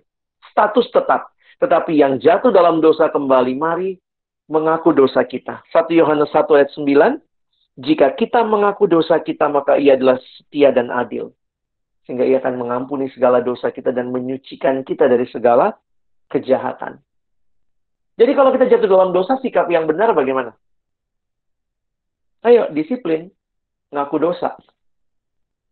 Teman-teman, pengakuan dosa sebenarnya kalau kita mau jujur ya. Emang kalau kita nggak ngaku, Tuhan nggak tahu. Tuhan kan maha tahu. Kamu ngaku nggak ngaku dosa, Tuhan tahu nggak dosamu? Tahu. Lalu kalau begitu, kenapa kita harus mengaku dosa? Saya melihat ini, makanya saya menggunakan istilah ini disiplin. Kenapa? Karena disiplin ini menolong kita malu dan sadar. Jadi memang disiplin ini menolong kita. Lalu miliki pertobatan sungguh-sungguh. Bukan sekedar menyesal, tapi bertobat. Dan kemudian berjuanglah untuk hidup yang taat sesuai firman Tuhan. Makanya bagi kita yang sudah percaya, firman Tuhan itu menolong kita. Pelita bagi kaki kita, terang bagi jalan kita. Yang menolong kita menjadi kemenangan atas dosa. Jaminan kemenangan atas dosa, 1 Korintus 10 ayat 13, pencobaan-pencobaan yang kamu alami adalah pencobaan yang biasa yang tidak melampaui kekuatanmu. Sebab Allah setia. Dan karena itu pada saat kamu dicobai, ia akan memberikan kepadamu kekuatan sehingga kamu punya jalan keluar. Setiap kali baca ayat itu, saya harus sadar, dosa bukanlah akhir. Saya harus kembali lihat kepada Allah dan melewatinya. Nah, saya nanti akan selesai 2 slide lagi. Martin Luther berkata, saya tidak bisa melarang burung terbang di atas kepalaku. Tapi saya tentu bisa menghentikannya membuat sarang di rambutku atau menghentikannya menggigit hidungku. Ini menunjukkan bahwa ada bagian kita dalam sanctification untuk melawan dosa, berjuang melawan dosa. Karena itu kunci kemenangan kita. Ingat, sumber kemenangan kita itu dari Tuhan. Karena Dia yang sudah mati mengalahkan maut, maka Dia pun yang sudah mati mengalahkan maut memberikan Roh-Nya yang kudus diam di hati kita, yang akan terus memimpin kita. Sumber kemenangan kita Roh Kudus, firman Tuhan dan doa yang kamu baca renungkan setiap hari, persekutuan orang percaya, kelompok kecil, komunitas persekutuan di kampus. Ini cara Tuhan untuk sanctify us. Saya setiap kali saat teduh ingat ya, ini cara Tuhan menyucikan saya. Terus menerus. Ikut kelompok kecil, ini cara Tuhan menyucikan saya. Dan kuncinya, ya taat. Nah, kiranya pembahasan ini menolong ya. Saya tidak sempat masuk ke bagian yang belakang, tapi intinya pada akhirnya at the new creation kita semua akan dibawa serupa dengan Kristus. Kenapa? Karena tujuan sanctification adalah keserupaan dengan Kristus. Jadi bagi saya menarik sekali bagaimana Tuhan memulai. Mungkin kamu bilang, Tuhan kok iseng banget, kenapa nggak ciptakan langsung nggak bisa berdosa? Tapi Tuhan menciptakan. Ketika manusia yang dicipta itu bebas memilih melakukan dosa. Maka Tuhan yang mencipta tidak tinggal diam atau lepas tangan. Dia menyediakan jalan keselamatan. Dan jalan keselamatan itu di dalam Kristus. Dia ubahkan status kita. Dan pergumulan dalam mengubah aktus itu. Sanctification. Namun yang pasti pada akhirnya dipastikan Tuhan yang memilih kita akan membawa kita dalam keserupaan dengan anaknya. Itu jaminan dan janji Tuhan. Kiranya kita semakin bersemangat ikut Tuhan. Kalau kita lagi jatuh dalam dosa, bangkit lagi. Lihat, pandang salib itu. Di situ kekuatan, keselamatan yang sudah Tuhan berikan buat kita. Kiranya ini menolong kita. Waktu selanjutnya, silakan Bang Ray, kalau ada pertanyaan yang sudah masuk, mungkin untuk kita jawab. Thank you. Oke, terima kasih Bang Alex. Ini udah ada beberapa pertanyaan yang juga coba disimpulkan. Terima stop kasih sharing juga. Ya, terima kasih juga buat teman-teman yang udah mengajukan pertanyaan. Beberapa pertanyaan yang di slide mungkin udah terjawab dengan penjelasan Bang Alex tentang ada beberapa yang bertanya apakah Tuhan akan mengampuni dosa yang berulang atau mungkin Tuhan akan mengampuni kesalahan yang sama. Itu kupikir sudah dibahas. Ini beberapa mengampuninya pasti ya, malunya itu yang kadang-kadang kalau udah rusak relasinya datang aja malu gitu ya. Iya. Nah, ini beberapa pertanyaan, aku sambil tampilin aja ya, yang mungkin tadi belum tercover. Matius 12:31, segala dosa dan hujat manusia akan diampuni, tapi hujat terhadap Roh Kudus tidak akan diampuni. Maksudnya, dan mengapa bisa begitu ya, Bang? Silakan Bang Alex. Di dalam doktrin dosa, untuk kita melihat hujat terhadap Roh Kudus ini ada beberapa penafsiran. Saya pribadi memegang penafsiran yang menyatakan demikian.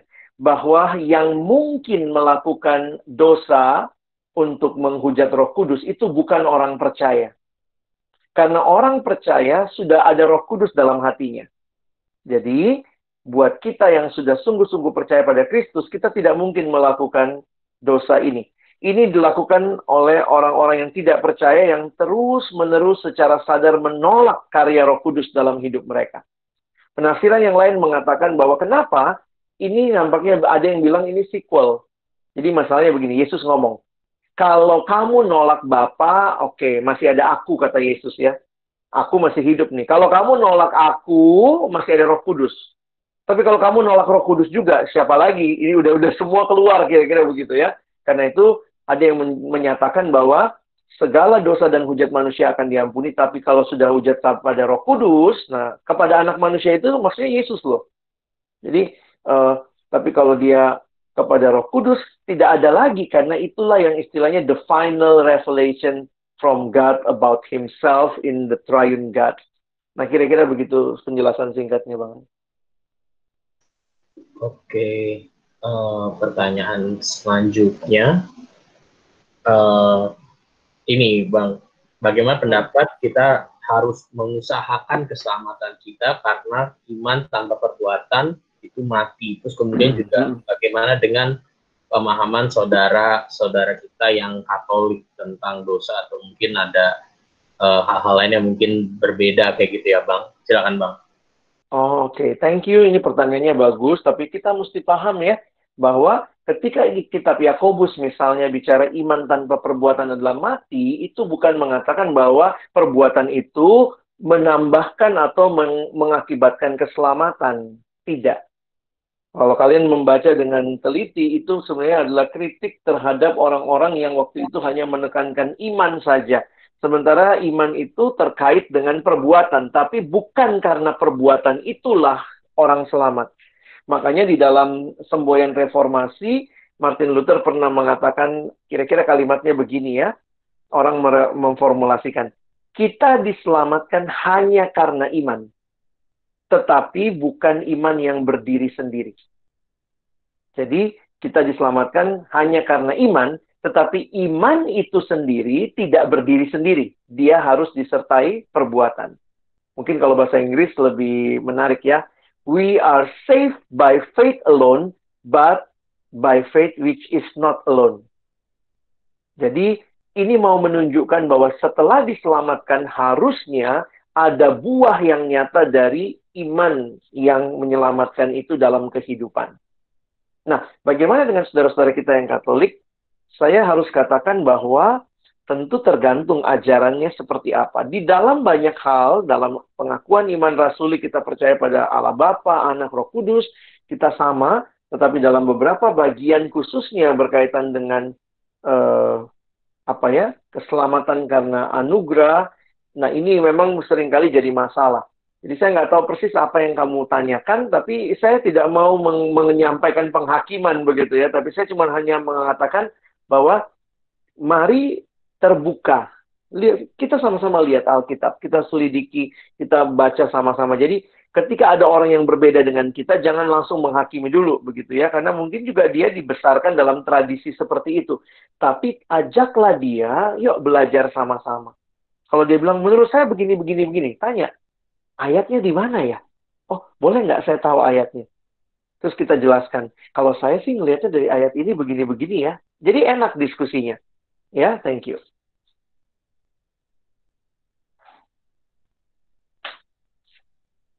Oke, pertanyaan selanjutnya. Ini Bang, ini beberapa bertanya tentang apakah ateisme adalah dosa, kemudian bagaimana juga dengan karya-karya, tulisan, dosen bidang ilmu, atau dari golongan yang tidak mengakui adanya Tuhan, menggoncangkan iman dan pikiran gitu. Bagaimana menyikapi cara pandang atau worldview yang ada di sekitar kita. Ini Bang, silakan Bang. Oke, thank you. Ini buat kalian sangat relevan ya, khususnya adik-adik, teman-teman yang ada di kampus, yang mungkin juga banyak baca buku-buku yang mungkin ditulis oleh orang-orang yang dasarnya ateis, lalu kemudian mereka tidak percaya Tuhan, dan pandangan-pandangan yang sangat otonom, biasanya gitu ya. Orang ateis itu kan sebenarnya menolak kehadiran Allah, sehingga dia tidak perlu bertanggung jawab kepada siapapun.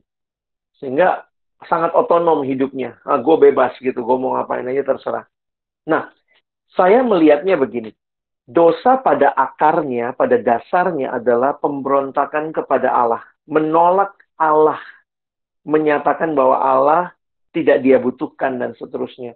Jadi kalau ditanya, apakah ateisme adalah dosa? Ya lihat aja akarnya apa. Kalau dia memang mengatakan ya tidak menolak Allah dan segala macam, itu ya jelas berkaitan dengan dalam arti dosa secara universal. Nah, tapi realitanya adalah saya lihat begini.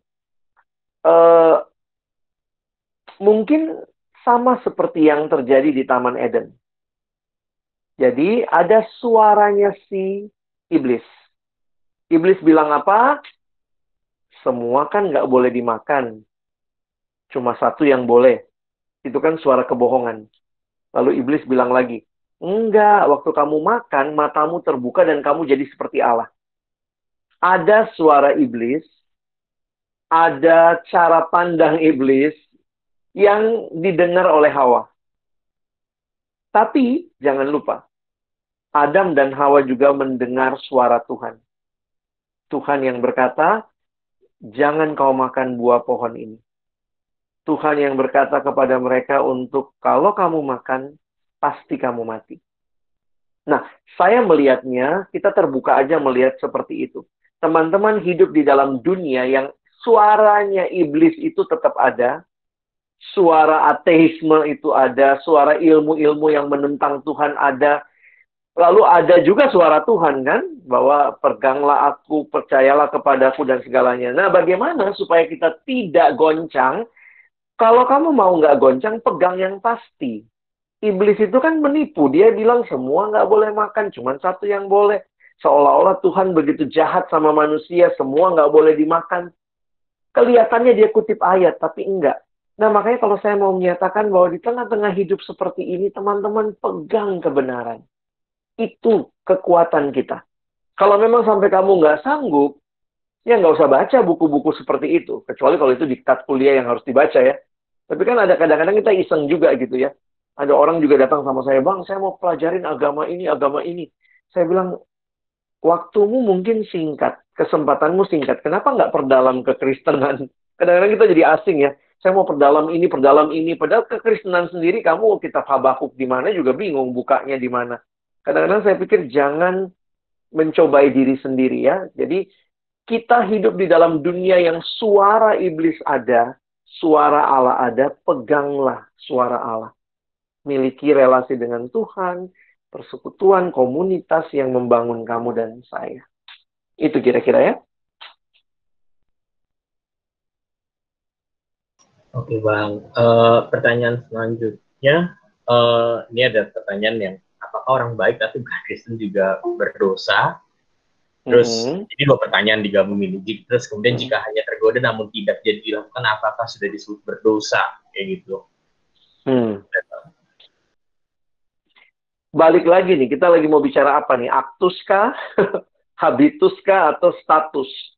Di dalam dosa, intinya semua kita bisa begitu rupa berdosa, walaupun masih muncul dalam hati, timbul niat, keinginan, itu sebenarnya karena status dasar kita adalah manusia yang berdosa di dalam Adam. Nah, ini dikasih prosesnya di dalam satu bagian, yaitu Yakobus pasal yang pertama. Bang Rey bisa tolong bacakan Yakobus pasal yang pertama. Ya teman-teman bisa lihat ya sebenarnya secara proses melahirkan dosa itu di dalam realita ini. Tapi ini masalahnya tindakan ya. Lihat ini masalah tindakan. Memang setelah kalian ngerti begini kita mesti diskusinya jelas ya. Tindakan dosa Yakobus 1 ayat 13. Sebentar. Ayat 12 13 ya. Oke. Berbahagialah orang yang bertahan dalam pencobaan. Maaf, sampai 15. Berbahagialah orang yang bertahan dalam pencobaan, sebab apabila ia sudah tahan uji, ia akan menerima mahkota kehidupan yang dijanjikan Allah kepada barang siapa yang mengasihi dia. Apabila seorang dicobai, janganlah ia berkata, pencobaan ini datang dari Allah, sebab Allah tidak dapat dicobai oleh yang jahat, dan ia sendiri tidak mencobai siapapun. Tetapi tiap-tiap orang dicobai oleh keinginannya sendiri, karena ia diseret dan dipikat olehnya. Dan apabila keinginan itu telah dibuahi, ia melahirkan dosa. Dan apabila dosa itu sudah matang, ia melahirkan maut. Jadi kalau kita lihat urutannya sebenarnya bagi saya sih sebenarnya ini hanyalah apa ya? Ya dari mata air yang buruk keluar juga air yang buruk. Jadi sebenarnya dari hati yang berdosa, sebenarnya bukan, jangan dipilah-pilih. Oh, ini cuma keinginan. Kalau keinginan kayaknya belum dosa. Kalau sudah sampai kejadian baru dosa. Ini mau menunjukkan kepada kita sebenarnya, sejak Adam dan Hawa, dosa yang paling utama adalah hati yang melawan Tuhan, menolak Tuhan. Mengambil buah itu, makan buah itu hanyalah apa yang menjadi itu apa keinginan yang dibuahi itu loh. Jadi itu jadi matang. Tapi sebenarnya bagi saya sejak awalnya memang adalah hati yang tidak. Makanya Tuhan Yesus waktu Yesus bicara misalnya Yesus memberikan lebih dasar lagi. Ada yang bilang lah, tapi kan ini belum berzina. Yesus bilang waktu kamu memandangnya dengan birahi dan mengingini, itu pun sudah berzina. Jadi Yesus memberikan standar yang sebenarnya menolong kita untuk melihat hati-hati memilah-milih dosa dengan alasan seolah-olah ya udah nih, misalnya kayak dia ngomong gini, iya bang, saya nonton pornografi, saya mau masturbasi tapi nggak sampai ejakulasi. Apa bedanya? Saya lihat beberapa orang melihatnya begitu ya. Saya nonton nonton pornografi tapi saya nggak ngapa-ngapain kok. Saya nggak masturbasi, saya nggak onani, saya cuma nonton doang. Jadi berarti kan lebih kurang kadar dosanya. Nggak ada, nggak seperti itu gitu ya. Silakan, ada lagi?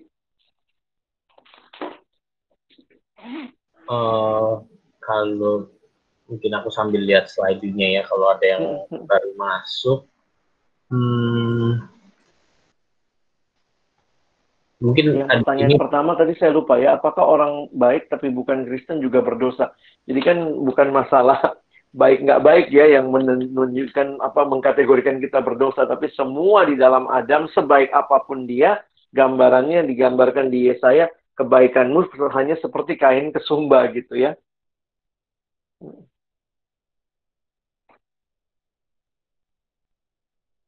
Ada lagi yang dari slide itu mungkin? Pertanyaan tentang apakah keselamatan akan dosa atau yang secara status itu bisa hilang bagi seseorang yang sebelumnya sudah percaya. Yang secara statusnya apakah bisa hilang bagi seseorang yang sebelumnya sudah percaya. Nah, sebenarnya diskusi ini menarik kalau kita bicara tentang mungkin ada yang bilang begini, Bang, terus dia pindah agama, Bang. Terus gimana dong statusnya? Nah, saya harus mengatakan begini ya, secara jujur di dalam anugerah Tuhan, hanya Tuhan dan orang itu yang tahu dia sungguh-sungguh percaya atau tidak. Teman-teman dan saya mungkin melihat orangnya pindah agama, hari ini baik, besoknya nggak baik. Makanya sebenarnya kita bukanlah orang yang bisa memastikan status orang lain. Yang bisa kita lakukan adalah memastikan statusmu sendiri. Nah, bagaimana melihat fenomena seperti itu? Saya selalu ingat, jangan menghakimi. Maksudnya apa? Ketika kamu lihat ada orang yang mungkin pindah agama, selama dia hidup doain dia, minta Tuhan jamah hatinya. Kalau dia sungguh-sungguh percaya, maka kalaupun dia menyimpang, pasti akhirnya balik. Mungkin 5 menit sebelum dia meninggal di tempat tidur kematiannya, dia tiba-tiba ingat lagi, iya ya, saya harusnya percaya Yesus. Lalu dia percaya pada Yesus. Mungkin dia meninggal dalam jubah agama tertentu, lalu mungkin dikuburkan dengan cara agama tertentu, tapi dia masuk mana? Harusnya dia masuk ke surga, karena dia percaya Yesus. Jadi yang membuat kita dapat hidup yang kekal, sesuai dengan firman, percaya Yesus. Nah, tapi kan kita nggak tahu nih. Kadang-kadang kan orang bisa kayak dari luarnya kelihatan sungguh-sungguh percaya, besoknya pindah agama. Hari ini kayaknya, makanya setiap kali saya lihat seperti itu fenomenanya, saya harus ingatkan terus, hanya dia dan Tuhan yang tahu. Kita tidak punya hak menghakimi. Yang bisa kita lakukan adalah mendoakan, mengingatkan, mengajak dia balik. Jadi karena itu, begitu kali penjelasannya Bang Rey ya. Jadi jangan sampai kepo-kepoin. Tapi kita pegang prinsipnya. Kalau dia percaya Yesus sungguh-sungguh, dia pasti ke surga. Bagaimana dia percaya Yesus sungguh-sungguh? Ya tanya sama dia gitu ya. Oke, Bang, ini pertanyaan, kita jarang gereja, bahkan nggak pernah, jarang banget melakukan hal baik, tapi selalu diberi berkat sama Tuhan, selalu Tuhan cukupkan. Itu namanya apa? Maksudnya bagaimana gitu? Maksudnya Tuhan tetap baik kepada orang yang berdosa gitu, padahal ya gimana? Ada penjelasan nggak, Bang? Kita mesti ingat bahwa menikmati kebaikan dalam hidup itu bukan selalu tanda diberkati ya. Karena sebenarnya Tuhan bilang kan, Yesus bilang kan, Allah menurunkan panas dan hujan kepada orang percaya maupun orang yang tidak percaya. Jadi sebenarnya hati-hati, jangan mengukur hidup dari sisi berkat. Ini beberapa kan suka yang kayak begitu ya, mungkin melihatnya begini. Gue nggak ke gereja nggak apa-apa kok. Gue nggak saat teduh, aman-aman aja hidupku kok. Ada lagi yang bahkan bilang sama saya, justru karena waktu saya saat teduh Bang, jadi nggak aman hidup gua, banyak masalah, banyak pergumulan, enakan nggak saat teduh, nggak ada masalah begitu ya. Nah, bagi saya sih begini, hati-hati menyikapi berkat Tuhan, lalu kemudian dari berkat itu kalian merasa hubunganmu aman-aman dengan Tuhan. Jadi, jangan pernah menilai hubungan aman dengan Tuhan hanya melihat berkat Tuhan. Karena itu bukan tanda dan ukurannya. Untuk beberapa kasus, justru saya melihat juga bisa jadi berkat itu yang kita bilang dari Tuhan itu ternyata mungkin adalah kutuk, tanda kutip ya. Jadi untuk beberapa orang justru yang dia anggap berkat itu ternyata itu hal-hal yang menjauhkan dia dari Tuhan. Sebenarnya kita harus terus mengingat ya. Selalu ingat give and giver. The gift, pemberian, dan sang pemberi. Sebenarnya setiap pemberian harusnya mengingatkan kita kepada sang pemberi. Jadi, saya melihat begini, seketika ya, mungkin kalau saya pakai kacamata awam ya, justru ketika Tuhan terus kasih berkat, mungkin Tuhan mau bilang, ingat aku ya, ingat aku ya. Lagi nggak ingat Tuhan dapat berkat, Tuhan kasih lagi. Ingat aku ya, ingat aku ya. Justru itu harusnya turn us towards God. Pandang ke Yesus ya, itu mungkin Bang Rey. Oke Bang, selanjutnya di minggu kemarin Abang Alex bilang kalau kita dicipta, jika kita dicipta udah nggak bisa berdosa. Ini waktu new creation lagi kan kita nggak bisa berdosa. Akankah jadi seperti robot gitu? Karena kemarin Bang Alex bilang waktu dicipta masih bisa berdosa. Kita nggak dicipta kayak robot. Tapi waktu nanti new creation, apakah kan kita nggak akan lagi bisa berdosa, akan jadi seperti robot? Itu pertanyaannya. Sebenarnya kalau dengar penjelasan saya minggu lalu, mungkin maaf juga, mungkin bisa jadi nanti saya dengerin lagi rekamannya, bisa jadi saya yang salah ngomong atau kamu yang salah nangkep. Poin saya, robot itu nggak punya pilihan. Bukan masalah dosa nggak dosanya. Robot itu masalah nggak punya pilihan. Nah, memang karena saya bikin bagannya untuk menjelaskan dosa, jadi misalnya pekare, pose pekare itu, jadi mungkin bisa jadi teman-teman jadi nangkepnya, oh karena itu nanti berarti kalau yang di surga itu robot dong. Poin saya bukan itu. Poin saya adalah bagaimana Tuhan, jadi gini, Tuhan kan ciptakan manusia. Katanya manusianya bebas. Bagaimana tahu manusianya bebas? Ya, tahu manusianya bebas harus dikasih pilihan. Baru ketahuan dia bebas. Nah, Tuhan bisa nggak langsung ciptakan kita tanpa pilihan? Bisa. Dia sanggup. Tetapi kalau dia lakukan itu, yang dia cipta berarti robot. Itu maksudnya. Nah, ketika kita jatuh dalam dosa, maka kita tidak mungkin tidak berdosa. Tidak punya pilihan. Kita pasti berdosa. Tetapi bisa berdosa itu menjadi pilihan yang membuktikan bahwa kita bebas.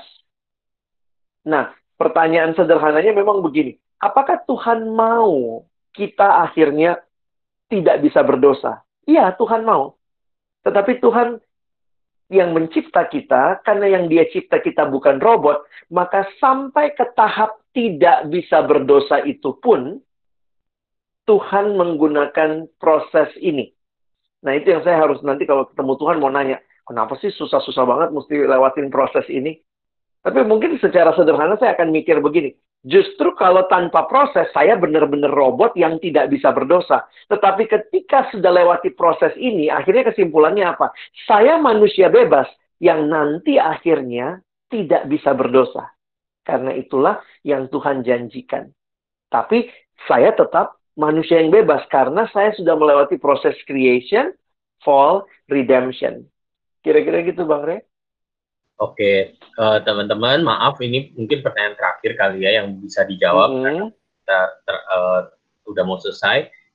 Bang, gimana menginterpretasikan Kejadian 6 ayat 6 yang mengatakan Allah menyesal menciptakan manusia? Itu kali ya Bang yang terakhir. Silakan Bang. Thank you.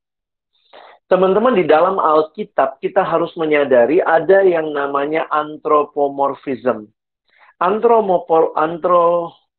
Anthropomorphism ini itu artinya Allah berbicara di dalam bahasa manusia.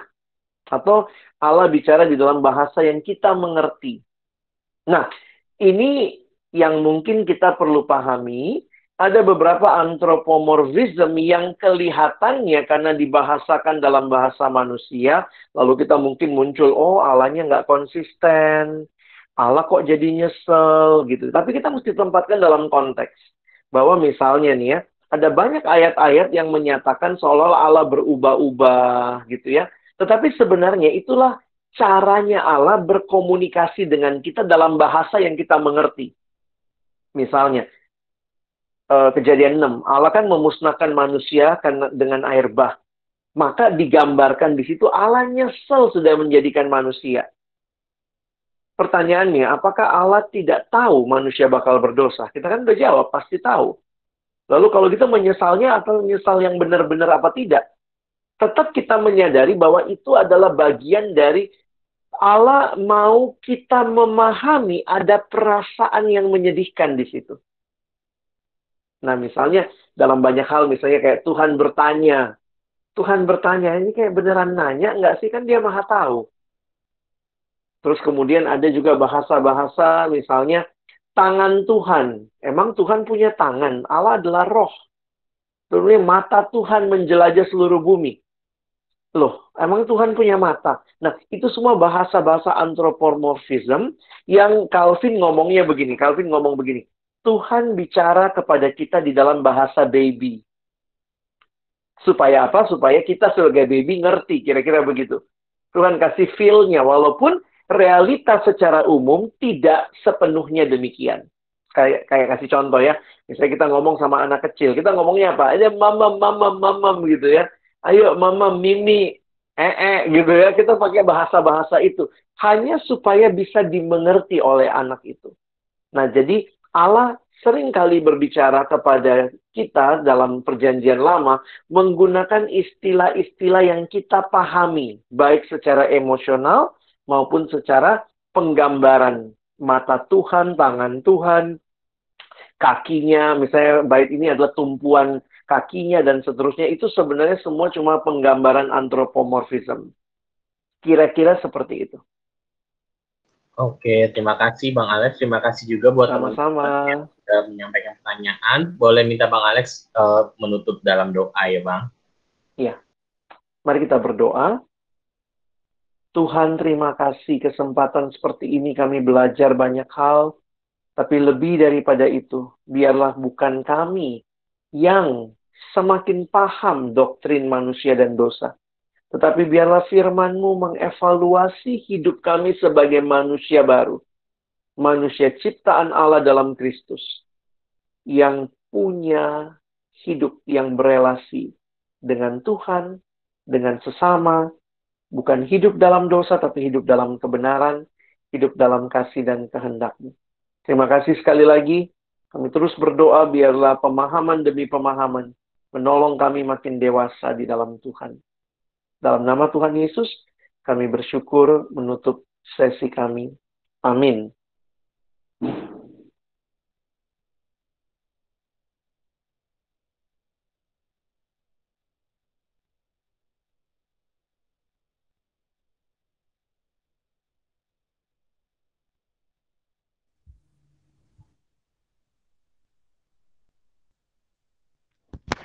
Ya, saat ini kita akan berdoa bagi pokok doa syafaat kita.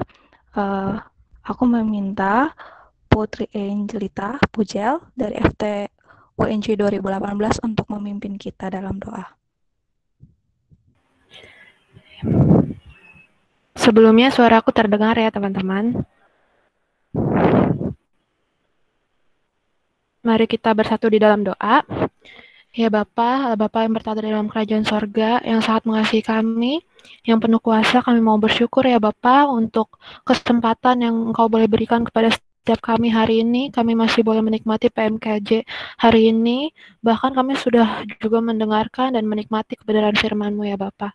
Bapa, kini tibalah kami untuk berdoa syafaat ya Bapa. Kini kami mau berdoa ya Bapa, bagi Badan Pengkajian dan Penerapan Teknologi atau BPPT, melalui Task Force Riset dan Inovasi Teknologinya yang telah menghadirkan produk kesehatan test kit untuk COVID-19 buatan Indonesia. Engkau ya Bapak yang berkati setiap rencana, itu targetnya awal bulan Juni ini produk ini sudah siap untuk diproduksi. Ya Bapak, kami berdoa menyerahkan setiap proses yang hendak dilakukan ya Bapak, termasuk uji validasi test kit tersebut, sehingga dapat berlangsung dengan baik agar dapat digunakan bagi kepentingan publik secara bijaksana ya Bapak. Bapak, kami pun mau berdoa untuk para tenaga medis yang tidak dapat merayakan Lebaran bersama dengan keluarga mereka masing-masing ya Bapak, karena harus merawat pasien COVID-19.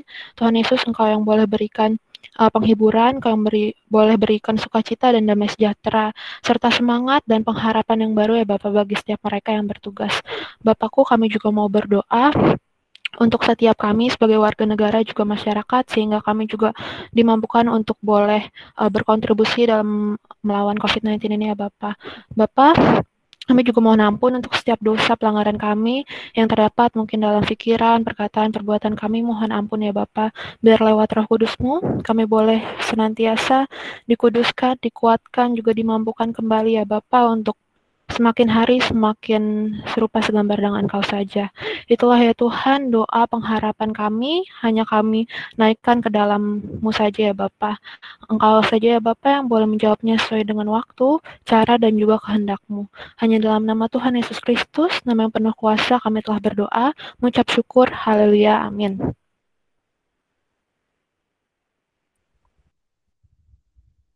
Kepada pewarta, aku persilakan. Ya, shalom teman-teman. Bersyukur untuk PMKJ online yang boleh sama-sama kita dengarkan dan hadiri di sore hari ini. Untuk memimpin ibadah, ada Kak Rahel sebagai MC dan Kak Rasel sebagai singer, namanya mirip ya. Dua-duanya dari PMK Budi Luhur.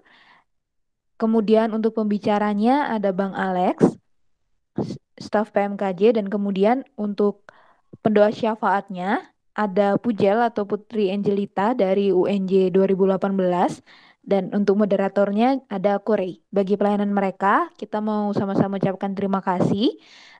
Silakan teman-teman kalau mau mengucapkan terima kasih di room chat kita. Kemudian ini ada jadwal baru untuk PMKJ online Juni 2020. Bisa dicatat tanggalnya ya teman-teman. Atau mau di screenshot juga boleh, nanti akan di-share juga ke grup kampusnya masing-masing. Yang terdekat 1 dan 2 Juni 2020, Grace for the Burnout.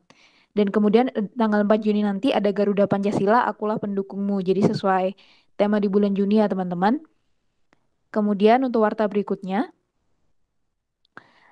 kemudian aku mau menyampaikan juga kalau ada live YouTube di YouTube-nya Bang Alex hari Kamis nanti tanggal 28 Mei 2020 pukul 19.30 sampai setengah 9. Stay fit, stay at home. Jadi ini kayak diskusi gitu ya bareng-bareng teman-teman. Jadi kan beraktivitas di tengah PSBB ini ada kalanya mengubah ritme kita. Mungkin ada yang belum terbiasa jam tidurnya jadi berubah, pola makannya berubah, pola istirahat. Dan tak jarang hal ini mengakibatkan gangguan secara fisik maupun emosi. Jadi untuk teman-teman yang penasaran bisa gabung nanti di hari Kamis. Kemudian berikutnya, kembali mengingatkan bagi teman-teman untuk resource tertulis dan rekamannya. Ini ada di link berikut ya teman-teman. Rekaman PMKJ, rekaman untuk pembinaan CPKK, dan tunggu 30 menit untuk bahan diskusi online-nya. Silakan digunakan dan dikembangkan untuk persekutuan di kampus teman-teman masing-masing. Aku kembalikan kepada MC.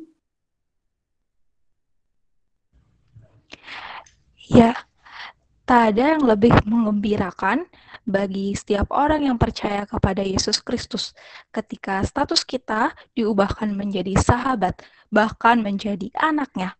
Biarlah Roh Kudus memimpin kita dalam tindakan, pikiran, dan perkataan kita Dan biarlah kita terus-menerus menyerahkan diri untuk diubahkan. Mari kita nyanyikan, bagi Yesus kuserahkan. Singer akan memimpin kita menyanyikan ini.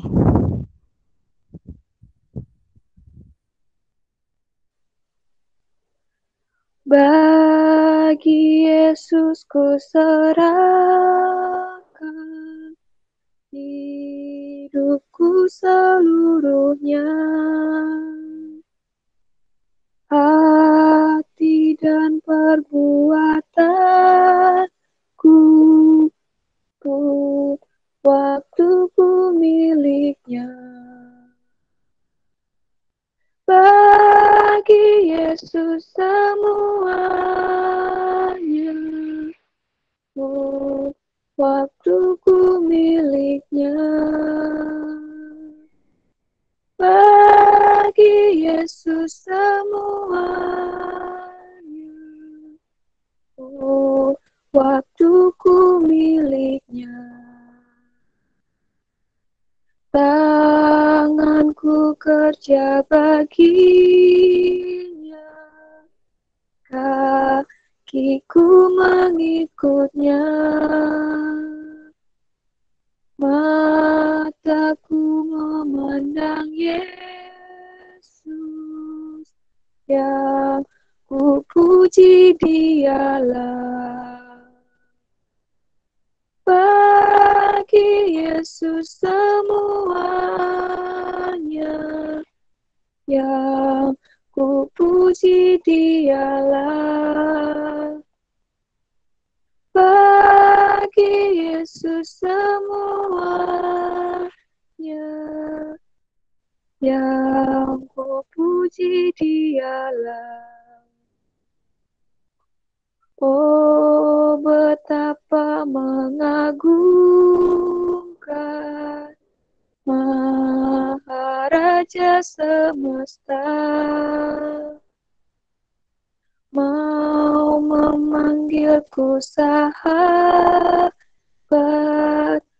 aku dilindunginya. Bagi Yesus semuanya, aku dilindunginya. Bagi Yesus semuanya, aku dilindunginya.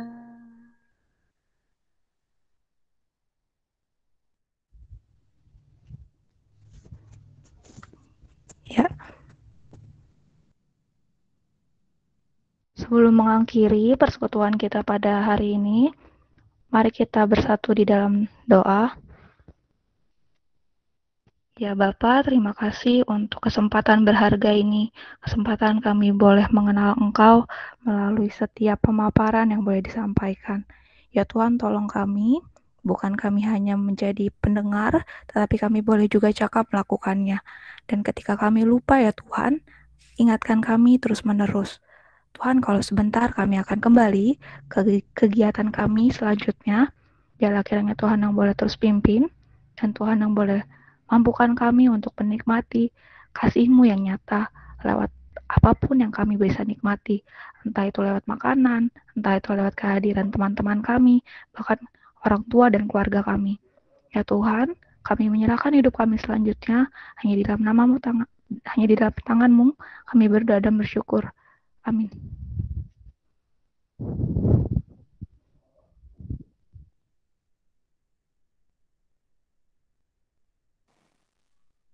Ibadah kita selesai teman-teman. Sampai jumpa di persekutuan selanjutnya. Jangan lupa hari Kamis nanti ada live di YouTube-nya Bang Alex. Stay fit, stay at home. Dan kemudian sampai ketemu di PMKJ online kita hari Senin dan Selasa 1-2 Juni 2020, Grace for the Burnout. Dan kemudian ada lagi di hari Kamis, Garuda Pancasila, Akulah Pendukungmu, tanggal 4 Juni. Dan ini beritanya teman-teman, PMKJ online kita masih akan terus berlangsung hingga bulan Juli 2020. Jadwal lengkapnya nanti menyusul dan akan dibagikan oleh pengurus PMKJ. Terima kasih teman-teman. Bagi teman-teman yang ingin melanjutkan aktivitasnya, dipersilakan. Terima kasih atas kehadirannya teman-teman. Shalom.